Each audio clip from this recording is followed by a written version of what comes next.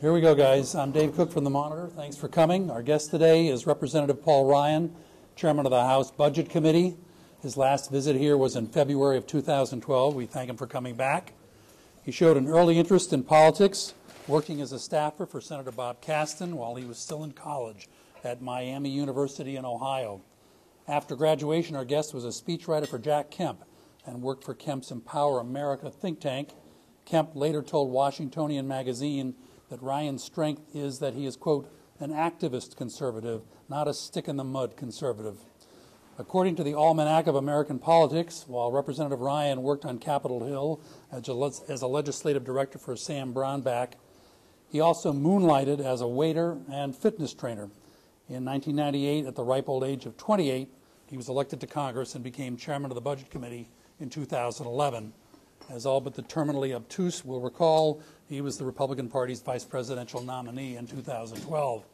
Thus ended the biographical portion of the program. Now on to the ever so compelling recitation of ground rules. As always, we're on the record here. Please, no live blogging or tweeting. In short, no filing of any kind while the breakfast is underway to give us time to actually listen to what our guest says. There's no embargo when the session ends. To help you curb that relentless selfie urge, we will email pictures of the session to all reporters here as soon as the breakfast ends. As regular attendees know, if you'd like to ask a question, please do the traditional thing and send me a subtle, non-threatening signal, and I'll happily call on one and all the time we have available. We're going to start off by offering our guests the opportunity to make some opening comments. Then we'll move to questions from around the table. Thanks again for doing this, sir. Sure. Appreciate it. My pleasure. Thank you. Instead of doing sort of around the world of all the issues, how about if I just talk about what I recently proposed with our upper mobility project, and it's an opportunity plan. I spent the last year and a half or so touring the country, listening to people who are doing a phenomenal job fighting poverty and learning about the different ideas that are out there, scrubbing the federal government and its programs, looking for any kind of evidence or studies of success, and then conducting around a half a dozen hearings in the Budget Committee on the current government's positions, programs, in the war on poverty. Thinking was, at the 50th anniversary of the war on poverty, where we still have the highest poverty rates in a generation, among the highest deep poverty rates since we've been recording it, my thinking was we had to do something different and better. And when you take a look at it just with a 30,000-foot view, I would argue that we've more or less measured success in the war on poverty based on effort or inputs. You know, how much money we spend, how many programs we create, not on results, not on outcomes. How many people are we actually getting out of poverty? And so when you take a look at it, I think the reforms that we're offering are more focused on outcomes, they're more focused on success, and they're focused on putting the federal government in its proper place in helping advocate what actually works. The biggest policy is what we call the Opportunity Grant. The Opportunity Grant gives states the ability to conduct innovative reforms and ways to getting people from welfare to work. It consolidates up to 11 different programs into a single funding stream. It's not just a loose string block grant. It is the states have to do a few things. Number one, they have to target the money to people in need. They can't use it to pad budgets in other areas like roads or bridges. Number two, people who can work need to work. And work works. We've learned, the one thing we've learned is moving people to work is the best way to get people out of poverty. It's the bridge to a better life. Number three, families in need to have choices. You can't just use a government monopoly to provide services. Of all the things we have learned, there are phenomenal groups at the local level who have done a phenomenal job of actually transitioning people into lives of self-sufficiency and lives of opportunity. We worked with groups like Catholic Charities, Lutheran Social Services, America Works. So you have to break up the monopoly of service and give families in need a choice among providers to get their benefits. And number four, you need to test the results. That's the one thing we don't really do very well, is determine whether or not what we do is actually effective, is actually reaching its objectives. And so you need to test the results. Case management is one of the things we recommend, not mandate, because I think that that's extremely effective. Because what it does is it makes aid localized, customized, personal, and direct. And that means each person has a different problem. Poverty is very complicated, and having a system of accountability, having a system of customization where someone works with a caseworker actually really helps get a benefit system that customizes their needs. They put together a plan, and it's the best way to getting a person on to a better life to where they want to go. That, to me, is one of the best things that we could do. We stopped short of carrying these kinds of reforms on after we did welfare reform in 1996, and another round of like-minded reforms are really in the need. There are a number of other things that we propose, other ideas that other colleagues of mine have proposed that we think are smart. Criminal justice reform, recidivism reform. I think we need to do accreditation reform to bring more competition to higher education, to go at sources of tuition inflation. I think with respect to the EITC, it's a program that is in need of reform, and I think the Ways and Means Committee should look into that. Wow, that's good breakfast, thanks. And we propose, yeah, I'll learn it. We propose a number of spending cuts of programs that are wasteful or fraudulent or just ineffective to try and pull young adults into the workforce. Among the problems we have in our labor force, people who have stopped looking for work, it's very acute among younger people. And I think by raising the childless adult to about $1,000 for the EITC, that's one of the programs that really helps pull people into the workforce. So there are a number of ideas we put out this. The whole point of this was to start a conversation. Not to say, here is it, take it or leave it. It's to start a conversation so we can focus on solutions with an eye toward actual objectives, results, outcomes. And that means, if we're going to invest all this time and money, let's do it in a way that actually works with local charities, that works with civil society, that doesn't displace, and that recognizes that the boots on the ground, the people who are actually in the front lines, may know a thing or two. We shouldn't frustrate, complicate, displace, or micromanage that. We should get behind that and test results, go with what actually works and is effective. I think that's the kind of conversation we want to have, and if we can have that kind of a conversation, which is what we're trying to start here, we can start putting in place solutions to making a difference. That's just, I'll leave it at that because that's just one of the issues that I've been working on, and I assume you want to talk about other things as well. Let me talk to you about your plan just for a moment and ask you about how you assess the response to it, which seemed to me to fall into several different categories. There's the sort of mechanical policy-oriented. I'm going to blather here so you can shovel down some eggs. The Center on Budget and Policy Priorities raises a number of objections, but one of them is that over time, things that are block grant-like, I know you say yours isn't a block grant, but block grant-like typically shrink, often very substantially. They cite the Home Investment Partnership Program down 60% since its inception. Social Services Block Grant down 87%. So there's that objection. Another objection comes from people who feel that giving greater power over poverty assistance to states that haven't been shown to be particularly warm-hearted might be a problem. Charles Blow of the New York Times, the columnist, said that some of the poorest states in the country consistently vote for Republican candidates, have Republican governors, and these are the same states that refuse to expand Medicaid under the Affordable Care Act. And finally, there's some friendly fire at you from fellow conservatives. Michelle Malkin says, quote, Representative Paul Ryan has wrapped himself in a cloak of compassion, putting a cheesy Taylor Swift hand heart around conservatism by proposing government life coaches for those in poverty. So how would you assess the response? Is there any chance of getting anything done before the 2016 election, in your view? Okay, I'll just start with the last one.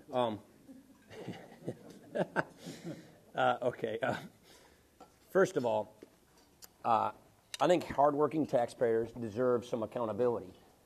People are generous with their tax dollars. They send it to the government. I think it's wholly right and appropriate to expect something in return.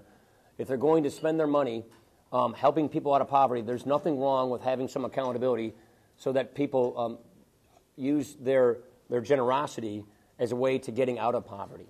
So having accountability for the kind of assistance that people are getting is wholly appropriate in what taxpayers would want. We're not talking about government service providers. We're talking about breaking up the government service providing monopoly so that groups that are very successful already can help get people from where they are to where they want to be. And so I would argue that this is basically an extension of the principles we used in welfare reform. Going to point two, the guy from the New York Times you mentioned, going to point two, it's an apple and an orange. Suggesting that states that didn't take the Medicaid one-size-fits-all, top-down expansion, which is going to be an unfunded mandate, is the same thing as not wanting to be able to help poor people in your state, I think just completely misses the point, and I think it adds sort of an insult to the whole notion here. My state did a phenomenal job of welfare reform. We started with waivers. Tommy Thompson had welfare to work, and it was extremely successful from moving people from welfare to work and onto a better life. These are the kinds of proposals we're talking about here, and it's the opposite of the Medicaid Obamacare expansion, which is top-down, dictated by the federal government. We're trying to go with a bottom-up approach, which is go with what works, respect local people, respect other groups like nonprofits, for-profits, people who are aimed at actually getting people onto their feet again. And so the whole point here is it brings accountability to the taxpayer by saying to a person who is receiving the benefits, there is something that is expected in return.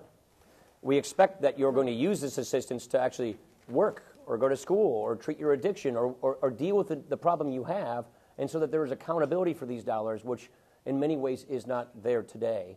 And I believe by giving local groups and states the ability to customize and tailor-make need or aid, you will actually do a far better job of fighting poverty and getting people onto a life of self-sufficiency than the status quo, which I would argue is indefensible. And then the first point, this isn't the first time CBP and I have had difference of opinions on issues. As far as the budget is concerned, you could fund these reforms at any level. I didn't want to get into a funding debate over proper funding levels of the status quo. That's really beside the point. The point is the status quo isn't working. Let's figure out how to reform it, and then we can figure out what funding levels to fund it at if we want to have that conversation at another time. Last one from me. There's a lot of talk, obviously, about your deliberations between running for president or leading the Ways and Means Committee that has an impact on so many of the economic issues you care about. Where do those deliberations stand? There really aren't the deliberations. I'm just doing my job, focusing on the here and the now, on 2014, on the problems that are facing our country that I see in front of me right now. I've consciously decided not to think about my personal ambitions or personal career moves or how I can, think about something after 2014. The fact of it is I'm focusing on policy right now, the problems we have in front of us, and in 2015, at the appropriate time, Janet and I will sit down and have the proper deliberation and conversations that are necessary for that. But right now, we're just focused on what I can do in my job today. I think that's just a better use of my time, and it's more faithful to the people I represent to be focusing on what's in front of us at this time. We're going to start with Craig Gilbert, Lisa Mascaro, John Gizzi, Michael Bender, Damian Paletta, Miles Benson, Robert Schlesinger, and Kevin Hall. Craig. Congressman, you already alluded to this, but one of the reactions to your plan was that it was fundamentally at odds with your budget. Your budget in many ways was defined by spending cuts, domestic spending cuts, cuts to low-income programs, and the message that people took from this plan was let's reform and do it in a spending-neutral way. How are those two things compatible? And do has your thinking about the budget side of things changed at all as you've gone through this? No, I tried getting it at this last point, Craig. If I just went into another budget conversation, all we would be talking about are numbers and statistics and not reforms. We could have another debate about the status quo and the proper funding levels of funding the status quo. I think that is a side step. It's really another point. Let's talk about how to reform programs and reform them with an eye toward results. And the fact of the matter is, Craig, these reforms could occur under any spending level. And we can have that debate at the proper time. I'm proud of our budget. I stand by and behind our budget. I think it's very important for economic growth, for upward mobility, and for the future of our country that we balance our budget and pay down our debt, because we are heading into a debt crisis at some time in the future, and we've got to get our hands on that. This debate that I'm trying to start should be about how to reform and make these programs work. And as I mentioned at the beginning of it is, you could fund it at any level you want. Let's not have that debate. Let's talk about how to fix these broken programs. Lisa? Oh, thanks. By the way, are people back here hearing? Yes. Okay, thanks. Chairman Ryan, on your poverty plan, I'm wondering if you could explain to us in a bit of detail a sort of real-life example, say a single working parent who is working 40 hours a week at either one or two minimum wage jobs, federal minimum wage jobs, which we know is poverty level essentially wages. How would your plan specifically help? Sure. So in case management is something that we recommend. So there's a young woman in Racine I sat down with at the local Catholic Charities office, and she became homeless in her teens. Her parents more or less abandoned her. She lives in a town called Sharon, Wisconsin now. It's a rural town in the middle of the district I represent on the Illinois border. She had some other problems in her life with respect to addictions. And what Catholic Charities did was they sat down with her and they put together what they called her a life plan.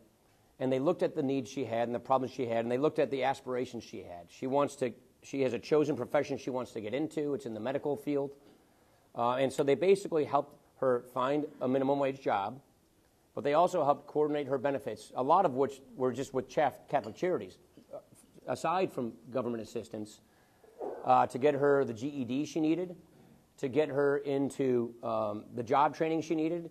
And now she's got a job, and she's going to school, and she's getting married, and she's putting her life together, and she's studying to go in the chosen profession she had. And if it weren't for that ability of a person sitting down and understanding all of her problems and coming up with a plan to help her get from where she is to where she wants to be, she would not have done that. She would have remained homeless, in her words. And now she's getting married, getting the profession she wants, and she's a happy person who's building a fulfilling life for herself. I can go on.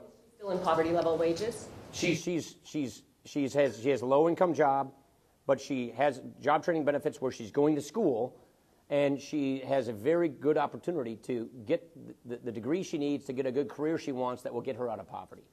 So it's not as if there's some silver bullet bill you can pass that gets people out of poverty. The question is, can you help people get themselves out of poverty, give them the assistance, the tools that they need?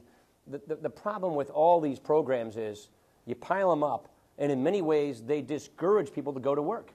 They basically give people a rational disincentive that says, if I go to work, which is less secure, I will lose, as much as 80 cents on the dollar of benefits by going and doing so. You need to have a system that encourages work, that helps people understand that it's always a good time. It's always right to take a step toward work, and to customize benefit to their particular needs. Some person might need childcare, or might need education. Some person might have an addiction, and they might have some character issues where they have to learn about, just the skills you need to hold a job. Some people might just have a temporary problem in their life, a death in the family, a layoff, and they just need a quick helping hand. They're all different.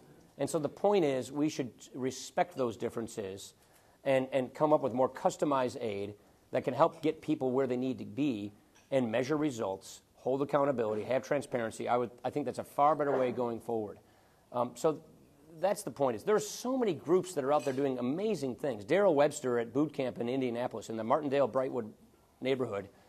It's the neighborhood in Indianapolis with high crime, high murder rate.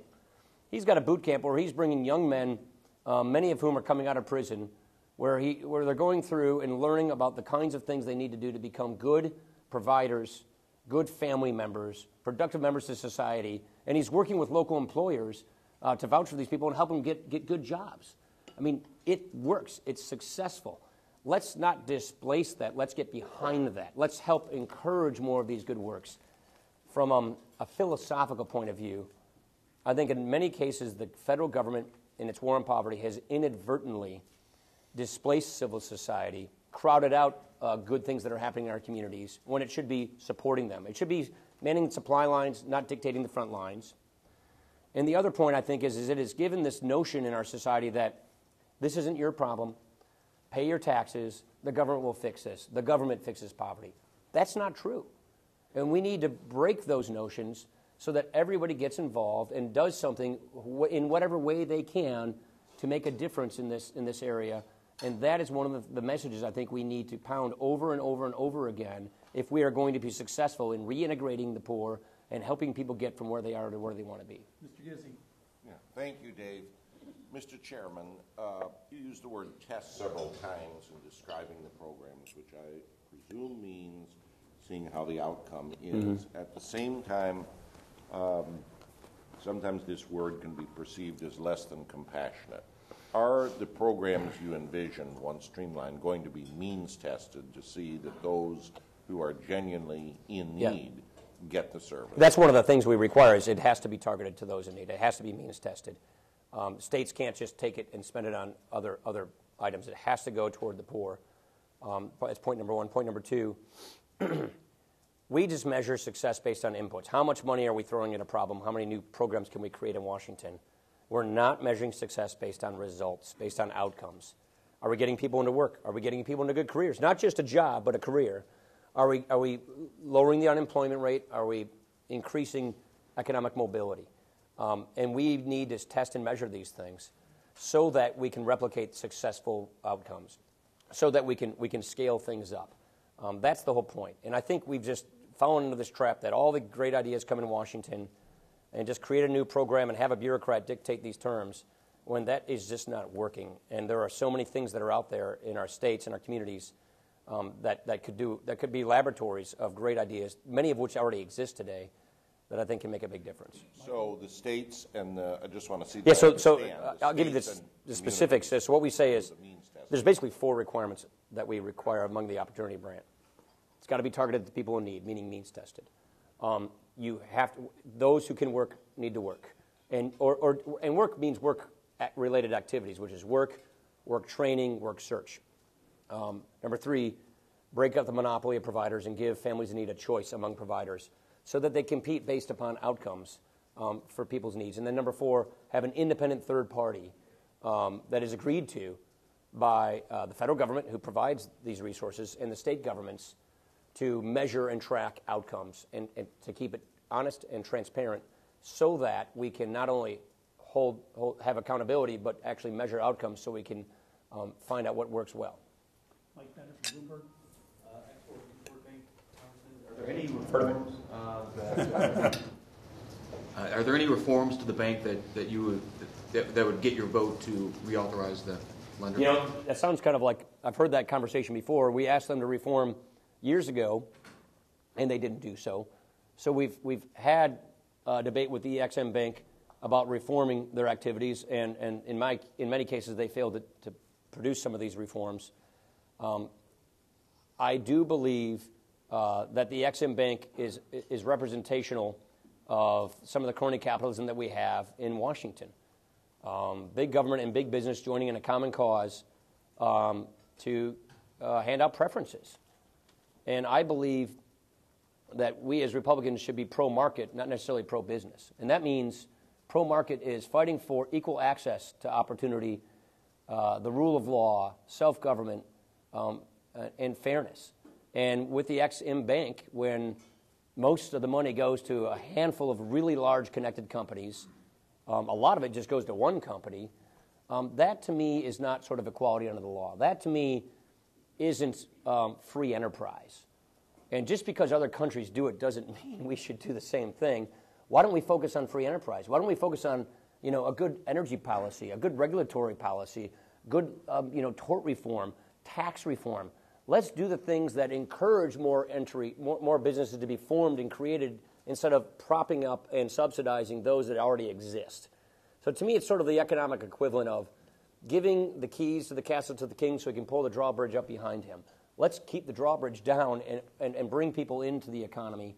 And so I just think it's representational of an economic philosophy that produces less new businesses, upward mobility, and free enterprise and economic growth.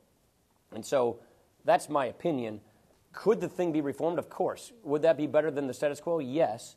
But at the end of the day, I really do believe there are so many more things that we should be dedicating taxpayer resources to than handing it out to some select companies. Is there anything, though, that your yes vote hinges on as far as reform goes? I don't know. I look at it when I see it. Damian Paletta from the Journal.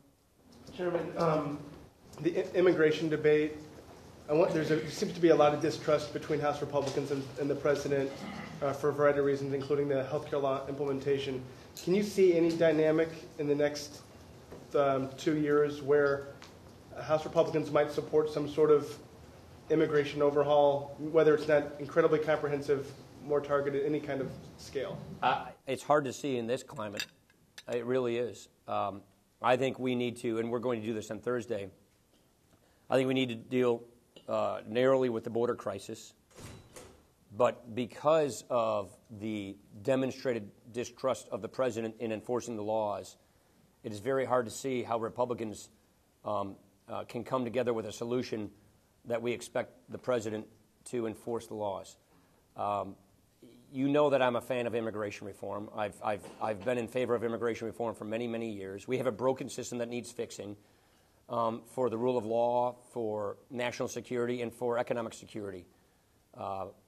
But having said all of that, there is just no confidence or faith that the president will faithfully discharge his duties in executing and implementing the laws as written by Congress at this time. Miles Benson from Lincoln. Mr. Chairman, you talked about having to deal with the problems you see before you. And I wondered, one of those is fiscal, long-range fiscal problems the country faces. Do you see a problem in the environment, and specifically climate change issues? What kind of a conversation do you think the country needs to have about that subject? I come at the issue more as an outdoorsman who believes in conservation, who believes in preservation, say, of wetlands, of habitat. But when I see the debate about climate change come down to advocating reforms or taxes or regulations or policies that won't even solve the purported problem, all they end up doing is making the U.S. economy less competitive. All they end up doing is taking jobs, and they're extremely regressive. They take money away from low-income people who depend on disposable income for their livelihoods. And so when I see, for instance, the new coal regulation coming from the administration, which I believe is outside of the confines of the law, when I see ideas for new cap-and-trade policies or taxes, they don't even move the needle to much of a degree, no pun intended, to solve the purported problem. So I don't see a solution here. I see an excuse to grow government, raise taxes, and slow down economic growth, and to put us at an even more competitive disadvantage vis-a-vis our international competitors who will never do this to their economies. Purported problem. You don't see it as a real problem? No, I'm just saying if I don't want to I get fact-checked all the time, so I'm trying to remember some of these ideas like cap and trade purport to lower, purport to move the temperature by about 1 degree in 100 years or something like that. About That's what I'm talking about. I'm asking you about what the problem. Climate change occurs. Climate Change occurs no matter what. The question is, can the federal government, and should the federal government do something about it? And I would argue the federal government, with all these tax and regulatory schemes, doesn't, and all it'll do is end up hurting our country, our people, especially low-income individuals. We're going to go next to Robert Schlesinger from U.S. News. Congressman, stipulating that the leadership wants no part of impeachment and that all the talk of impeachment is coming from Democrats in the White House, what do you make of the recent polls that show substantial majorities of Republicans favor impeachment? Yeah, so look, this is just, I see this as sort of a ridiculous gambit by the president and his political team to try and change the narrative, raise money, and turn out their base for an upcoming election that they feel is not going to go their way. And I'll just leave it at that. Ken Hall from McClatchy. Two-part question. Your mentor and friend, Sam Brownback, is now under the microscope for the reforms that he's enacted that are in some ways being viewed as a proxy for some of the ideas you've championed. I wonder if you could weigh in a little bit on what you make of the choices he now faces given the shortfalls in funding, and whether this tells us, does this change the narrative from your perspective? And a clarification on the Ex-Im Bank, you used the terms propped up and subsidized. Would Boeing be a company that's propped up and subsidized? Yeah, that's one of the companies. They get I don't know the statistics off the top of my head, but they get a big, large portion of XM Bank. Yeah, so you feel that Boeing shouldn't get these sorts Yeah, of... I think Boeing can do well without the XM Bank, and I believe that any of these companies can do extremely well on their own, and I would rather advocate reforms like comprehensive tax reform, regulatory reform, reforms that make the American economy more competitive so that all of our manufacturers, all of our companies, not just some, but all of our companies are better positioned to compete in the global economy. On that narrow question on Brown. Oh, yeah, Sam. I adore Sam. Sam is one of the most conscientious people I've ever known in public affairs. He's a great conservative. I'm not going to comment on the specifics of what the state has done because I'm not very well versed on exactly what these tax reform bills have done. I think Sam's going to get reelected.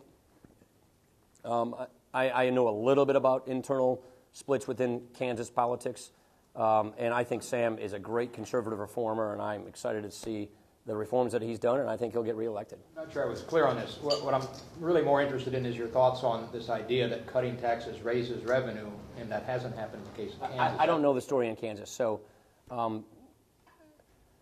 the people who try to there's sort of some redefinition of supply-side economics that's happened these days, I've noticed.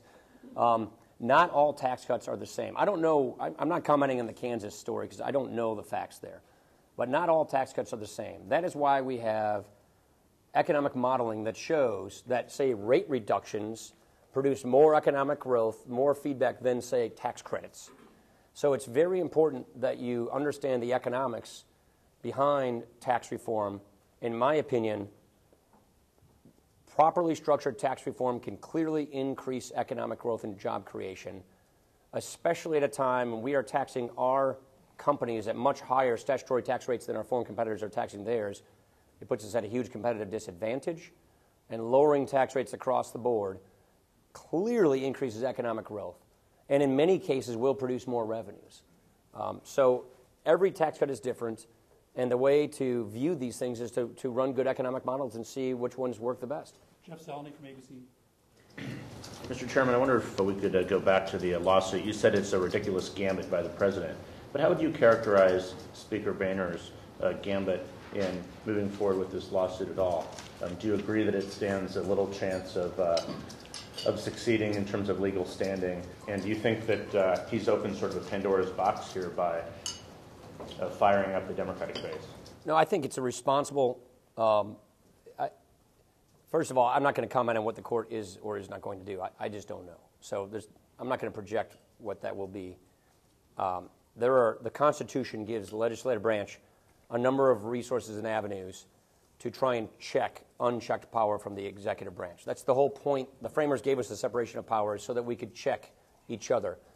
Unfortunately, the primary power that the Constitution gives the legislative branch, the power of the purse, is being denied us because the Senate has chose to stand up for the executive branch, not the legislative branch. So that's frustration number one. Number two, the Constitution also gives us the great idea about our Constitution is it is self-government under the rule of law. And that means we have government by consent. Elections is the best way that the Constitution gives us to express self-government and government by consent. So that, to me, is another very important tool that the Constitution gives us. What John is doing is expressing frustration that we are not using the power of the purse. So he's trying to stand up for congressional prerogatives, and that is why the lawsuit has intellectual merit, because we want to show that we're not going to take this lying down, that the president is issuing executive orders and regulations that exceed the parameters of the statutes that give the authority in the first place. And so it's important to make that distinction, and that's why I will vote for it. We're voting on this today, I think. That's why I will vote for it, because I stand with the Speaker in thinking that the President has exceeded his authority. But I think there are many other ways and avenues. Let's make sure that we don't serve to the temptation that Supreme Court is the final arbiter, is the superior branch of government, all things Constitution. That's not necessarily the case. And so that's what I've said before, which is we have other avenues that we ought to be pursuing. Unfortunately, Harry Reid's the majority leader of the Senate, and he's not giving us the ability to do that. John Dickerson? For example, Senator McConnell adopted a much different strategy on this. In his suit against the administration over the recess appointments, they found an outside party that took their time, sort of waited on this. This looks like a political gambit as well. I'm not going to comment on the efficacy of these particular moves, only that we are all, as conservatives, as people who swore an oath to serve and protect the Constitution, alarmed at the extent that the president has gone to circumvent the Constitution. And let's make it very clear that there are a number of avenues that the framers in the Constitution gave us, the people and the legislative branch, to deal with this, and many different avenues are being pursued because we're very concerned about an executive that has exceeded his power. Mr. Dickerson, Slayton, CBS. Mr. Chairman, you talked about a conversation on poverty, and you've addressed some of the criticisms, most of which you've had rebuttals for. Is there, in the course of this conversation you want to have, has there been a criticism of what you've offered where you've said, hey, that makes sense, that's a good idea, I got that wrong, or that's an interesting idea that I might otherwise have dismissed, but in terms of conversation... Yeah, that's what I'm hoping for. That's what I want to achieve. I haven't seen that happen yet. So far, it's been actually pretty darn good responses. I guess I'd say that occurred before I wrote this. For instance, mandatory minimums. I learned a lot from just my travels around the country that when almost half of our ex-cons go back to prison within 3 years of getting out of prison, the current system's not working. And also that the mandatory minimums, I think we had a policy overcorrection that needs to be dialed back. And I think you need to give judges a little more discretion. And we're not saying lower the ceiling, but lower the floor. Because I think there are better ways of getting people to not only pay their debt to society, but becoming more productive members of society once they've paid that debt. And so there was some I looked at some of my own positions in this arena before putting this plan out there, and this plan reflects that.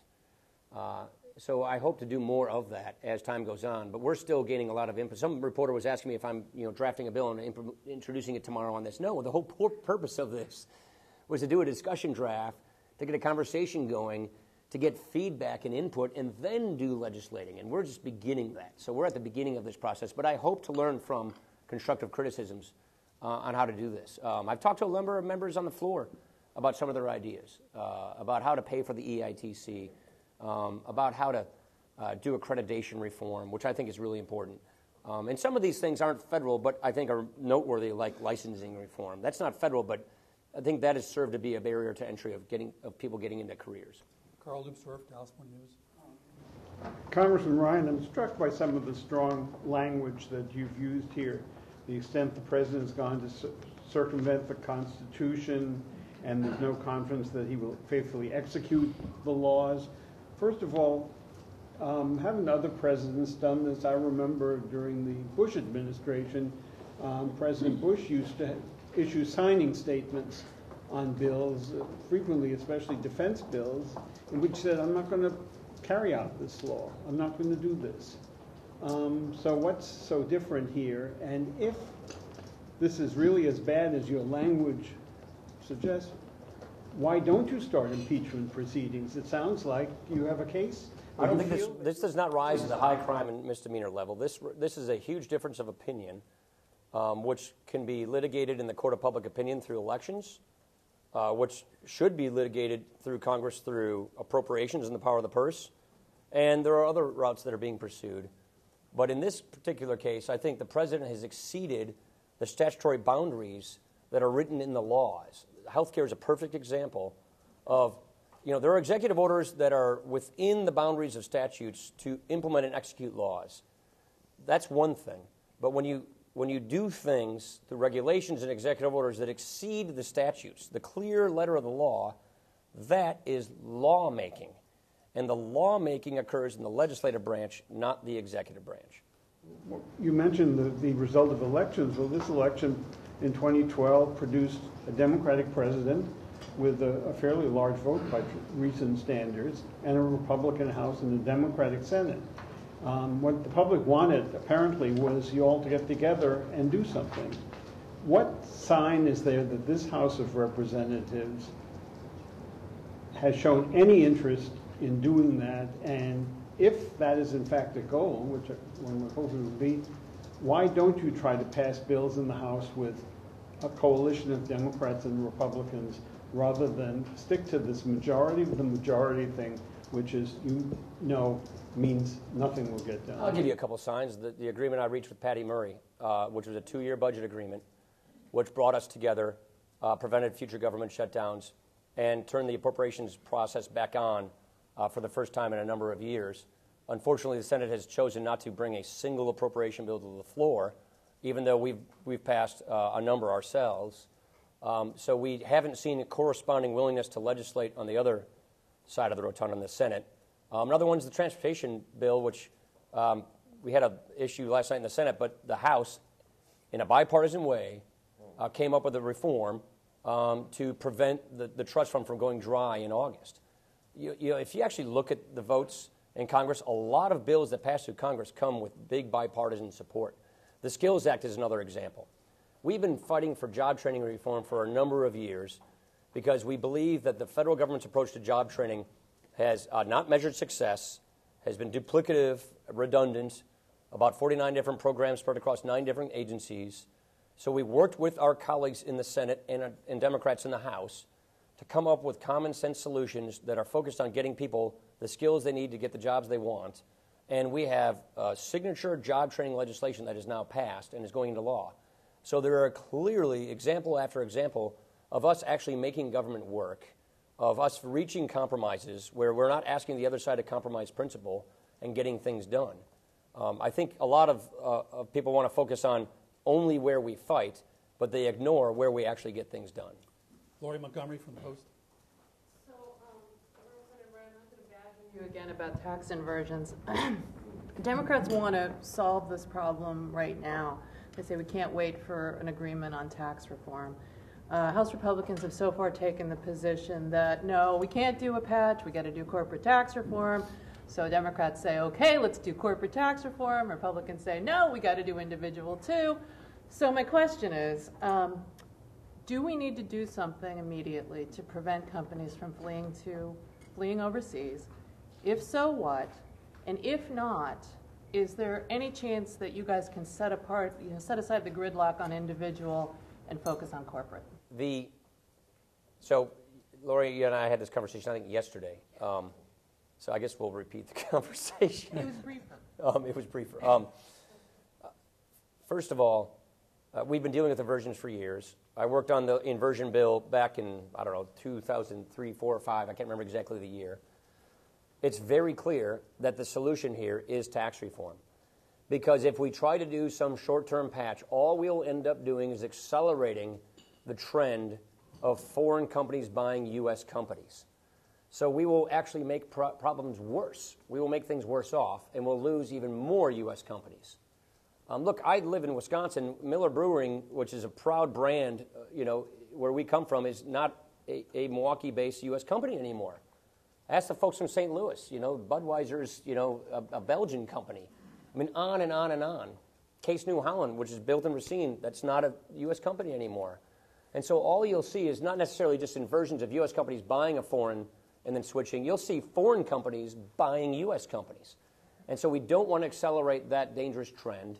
And the only way to really address this is through tax reform, to having a more internationally competitive system. I would be a little more sympathetic to the criticisms if we saw a sincere effort earlier this year from the administration in actually tackling tax reform. Dave Camp put out a heroic effort to reach across the aisle to do comprehensive tax reform with a Senate Democrat who is now in China. Because I'm not going to say why Max went to China, but the administration, we heard crickets from the administration. We had no follow-up or no constructive engagement in actually tackling the issue of tax reform. And so this is not for our lack of trying to actually get the issue of tax reform dealt with. It's for lack of a willing partner, Baucus excluded, who want to actually help do this. So I'd be a little more sympathetic. Something tells me that there's more election year politics behind this than an actual attempt to fix the real root cause of the problem, which is a broken tax system. Mr. Lauder of Reuters. I Dreaded two-parter here. Just briefly on sentencing reform. The president has a goal to do that as well. Do you support his approach? Where do you differ? I don't know the answer to the question because I haven't looked at specifically what he is. I like the bill that Raul Labrador and Bobby Scott have put together. And I think it's the Lee bill in the Senate. That's the bill I've scrubbed and looked at, and I think that's a good piece of legislation. I also think recidivism reform is very important and should come alongside with it, which is the Chaffetz-Scott bill as well. I think that's a smart approach to helping people earn time in different custodial arrangements by getting either job training, GED, counseling, and the rest, which are proven programs that have proven track records to reduce recidivism. And while people are serving time, using that time to better themselves so that when they're released, they can become more productive members of our society. So I'm not going to come out about the president because I'm just not as familiar with all the details as I am with the bills that are in Congress, which are right before us, that I think deserve support. So just a quick follow-up on one of the chances that you will get to do some welfare reform will come in. Yeah, I assume this is a next session issue. And the reason we're putting these out now is to have a good conversation, get feedback. And I always find that you have to mature the conversation on these, get people engaged, get feedback, and then start putting pen to paper and putting legislation, which I in my mind, is next session. All right, well, 2016, the Social Security Disability Trust Fund runs out. That's an opportunity to do something which should be done then. Yeah, we're going to have to reform that in the next session for sure. We've had a lot of talks in Ways and Means Committee about this. We need to have conversations with the disability community. We need to make sure that we can revive the DI Trust Fund and make sure that the program is working as it's intended. We've got about 10 minutes left and 10 people wanting questions, so we're not going to get to everyone. Okay, I'll get quick answers. No. I'm just telling people why we're not going to get to everybody. I'm just taking it in the order I got them. Tamara, you're next. Mr. Chairman, I wanted to ask you about health care. It's been reported in the past that you're looking to do a Republican alternative to the Affordable Care Act, and in the past you've talked repeatedly about how there does need to be a Republican alternative. Are you working on a plan now, and when are we going to see some sort of discussion draft or paper? I am. I did a bill back in 2009 with Tom Coburn and Richard Burr and Devin Nunes. So this is not my first time putting out comprehensive alternatives. The timeline is more dictated by scoring than anything, and that's what's been keeping me from putting something out. I like to make sure that when I put something out, I've got good numbers behind it, and so I've been working on a healthcare reform proposal, which isn't the Republican alternative, but among a list of Republican alternatives. There are already some bills that are out there. Orrin and Burr and Coburn have a bill. Tom Price has a bill. Phil Rowe has a bill. And so I plan on contributing to that debate. But it's going to have to be later in the fall when I'm done with all the work I do to put together a proposal. I'll tell you in the fall when I come out with it. I'm still writing it. Peter Hamby at CNN. Forgive me if you've answered this already, and I haven't parsed these bills in the ways you have, but do you support the restoration of voting rights for felons? Yeah, I think that's something that we should look at. I'd like to see the bill. I haven't scrubbed the bill that is clearly, but I think it's something we need to definitely consider. Is that in the Labrador Scott bill that you mentioned? No, but it's I think doesn't Rand have a bill that does that? I think Rand does. I don't know if there's a House counterpart or not. It's a state. But it is a state issue. But I think the question is, I'm endorsing licensing reform, which isn't a federal issue, but something I think we ought to tackle. I think that is something. Look, the way I look at this is, we want to encourage the notion that people should be able to earn and deserve a second chance in life. That is how you help people get to from where they are to the better life that they aspire for themselves. And that should be something that we champion in society. And I think this is among the issues that ought to be considered in that. I won't comment on that. I don't have a sense of that. Was it Mr. Becker? I'm Arthur Delaney. Oh, I'm sorry. Go ahead. About your poverty plan, if every person who is a recipient of food stamps or welfare has a case manager, wouldn't that be really expensive? Your fans at the Center on Budget say, inevitably this will be so expensive it will crowd out money that previously went to actually, putting money in poor people's pockets. Right. So we've looked at that point quite a bit. The wrong way to look at this is take just the federal money and then assume some cost for casework management, and then therefore that's how it works. No. The point is to do this in conjunction with the private sector, the public sector, the charitable sector. Leverage other dollars that are already out there that are working at odds with the federal government to work alongside so that we're all pulling together. This is the one of the problems that I see in this area is it's disjointed.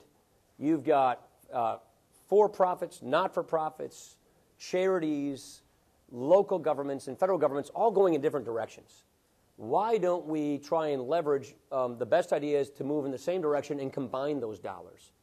So you can combine dollars from the charitable sector, from other local governments, with the federal funding streams to achieve the goals that we're trying to achieve here. And what we're saying is we're not mandating case management. We're saying this is one of the things we recommend, but give the states the ability to try different ideas. When we've done that, when it's been tailored and focused, outcomes-based, it works pretty well. I think having work requirements and time limits along with customization and leveraging other sources of funding, that to me is the most effective approach we ought to take. And so I think you have to broaden your understanding of the proposal before you take a look at that notion. The alternative argument is just stick with the status quo. The status quo isn't working. We've got time for two last. We're going to go to Meg Shreve from Tax Notes and Susan Page from USA Today. Meg.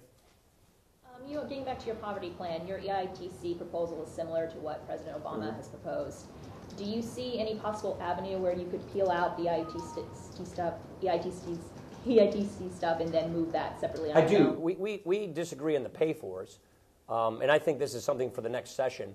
I think there are some EITC reforms that are needed, but I do believe, and I think, look, I want to make sure I get this statistic right, but almost 20% of young people from 21 through 24 are either not working or not even in school. So we have a real problem with labor force participation rates among the very people we really want to get going in life. And that is why I think this idea, which does have success, it does improve rewards to work, it does pull people into the workforce, I think this is an area where we ought to be able to come together on. And let's not have a debate about whether to raise taxes to pay for it or not. Let's go out there and find spending that we can agree is wasteful, duplicative, or corporate welfare or whatever to pay for doing this. And that is an area where I've had very productive conversations with Democrats just since releasing this plan that I think we can make a difference on next year. Last question, Susan. You said on the issue of immigration it's hard to see how something gets done until after the 2016 election. I don't want to give a time limit on Susan, because I just don't know the answer to that. Obama's still in office. It's just hard to see how that works out. When you think about the issue of guns, despite Gabby Giffords working on this and the mass shootings that we've seen, do you think it's also essentially unrealistic to think that any kind of significant gun law would be passed until we get past another presidential election? Well, let me go back to the immigration for a brief moment. If we are actually starting to secure the border, if confidence measures are being put in place and the federal government's doing its job, then maybe you can have confidence-building measures to improve the outcome. But that's not where we are right now. On gun legislation, I think our efforts are better focused on treating mental illness. I think Tim Murphy has done a heroic effort at trying to bring together comprehensive reform to how we treat mental illness in society. That, to me, is where our efforts ought to be more placed than laws that more restrict the Second Amendment rights of law-abiding citizens. I think that's the issue that has been ignored too much, been made partisan in the House for one reason I don't understand. And we ought to move the Murphy legislation, which has had good bipartisan support, which I think deals with the real root problem that we've been experiencing, which is mental illness that is improperly treated or improperly identified. We have a minute or two left, so we're going to go to Mr. Nicholson. Go ahead, real quickly. Just to try and take your poverty discussion out to sort of more of a 30,000-foot level, on kind of more on the philosophical basis. Your plan seems to deal more with income mobility, getting people who are in poverty, out of poverty, people who fall into poverty, out of poverty, up the ladder. The administration's been talking more about income inequality, raising the minimum wage, the Buffett rule, things like that, working on the spread between the rich and the poor versus the people who are, versus the individuals who are in poverty. Why do you think it's more important to work on income mobility than income inequality? Because I want economic growth, because you want to have a faster growing economy, and most of those ideas, in my opinion, will serve to slow economic growth, to reduce job creation, which reduces income mobility. I guess we look at this, I look at it maybe perhaps differently, from if you're going to go 30,000 feet. Our goal should not be to look at life and the economy as a fixed static pie where the government needs to redistribute the slices more equitably. The goal should be to grow the pie for everybody so that we can have more economic mobility and more job creation. And those ideas, in many cases, end up doing more harm than good in that they actually slow down economic growth, reduce job creation, and that does nothing to help people who, on the bottom rung of the economic ladder, get up. We should be focused on helping people rise, focused on opportunity, focused on removing barriers that make it harder for people to improve themselves in life. And all the while, there's no substitute for economic growth. There is no substitute for pro-growth policies that create a faster economy that produces more opportunity for everybody. And those ideas, I think, frustrate that idea. So you reject the criticism that inequality, the growing inequality, has actually hurt economic growth? No, I reject the solutions that people are suggesting are necessary, like new taxes or even raising the minimum wage, which CBO tells us could cost us as much as 1 million jobs. Let's focus on, I think EITC is a much smarter reform than, say, a minimum wage increase. I think welfare reform 2.0 is a lot smarter than raising taxes on small businesses who would love nothing more than to grow and hire more people. Thank you for doing this. My apologies to colleagues we didn't get to. We hope you'll come back in whatever role you find yourself in. All right. Thank you, sir. Much obliged. Thanks, everybody. Appreciate it.